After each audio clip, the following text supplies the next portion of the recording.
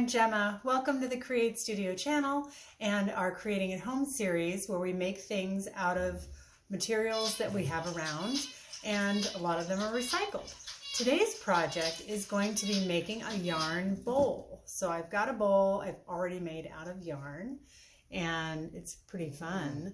So I'm going to give you more of a show and tell about how to make a yarn bowl because it's really easy to do on your own, but I'll do a little demo.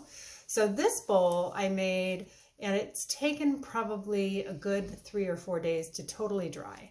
And it's solid, it can hold different materials. And I made it by taking a bowl, just a regular bowl, and I put aluminum foil over it, but if you don't have aluminum foil, you can use plastic wrap. And then I began to wrap yarn onto the surface of the aluminum foil in a way where I was capturing kind of crisscrosses, and you can do a pattern or you can be more freestyle. I was pretty freestyle. And you just want to make sure you're touching yarn in various places. So I have another bowl, and I covered that bowl with aluminum foil, and then I put it on a piece of cardboard. And I got myself a little dish, plain dish, and I put some glue in it. I've already put some yarn in it. And you're going to want to have yarn pieces like this that are just not too long and not too short, but long enough that they can wrap around the bowl a little bit and cross over each other. And you're going to want a good amount of yarn. I mean, if you're thinking about having like a good handful of yarn. And with your pieces, again, like this is on the long side, you could have them certainly shorter than this, but you want to just give yourself the best advantage to crisscross the pieces so that they touch. And that's what creates the strength of the bowl when it dries. So I've got my yarn and I've got my bowl, and these yarn pieces, when I take the yarn, it's like spaghetti. I put yarn in the glue, and this is school glue. It's real thick. And I'm just trying to get the glue onto all the pieces of yarn.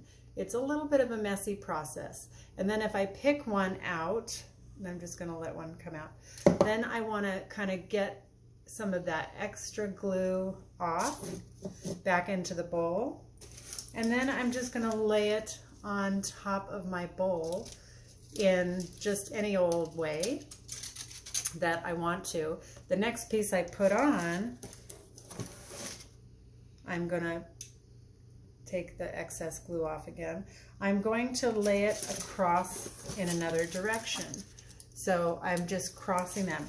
And you're going to repeat that pattern again and again until you get your bowl looking like, here's another piece that I put on. Whoop. So you want to do it again and again until you've covered your bowl, got pieces going sideways and across the bottom, and you're satisfied. You may want it to have a lot of yarn. You may want it to have a little less yarn, but we'll go back to this is the show and tell part, my bowl that I've already made. Some parts of it are lacier and thinner, like there's not a lot there, but then some parts have a lot more yarn. So it's a personal decision. I really put a lot of focus on having yarn being strong on the bottom because I wanted it to have a good solid base. So that's our project idea for you. You'll need glue, school glue. You'll need some yarn pieces in colors that you like, and just explore with a bowl that you can use for glue. So it's not a food bowl, it's a bowl that you just use. It could be an empty yogurt container or something that's recyclable or disposable that you can use. And then you'll need a pair of scissors to cut your glue, and of course a bowl, and then a piece of foil or plastic wrap. So that's making a bowl, and this is your result. Hope you like this idea. It's definitely one that you can just take and run and have great fun with.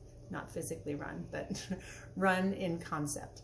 Hope you like it. We'll see you next time for another Creating at Home series project. Have a great evening. Bye-bye.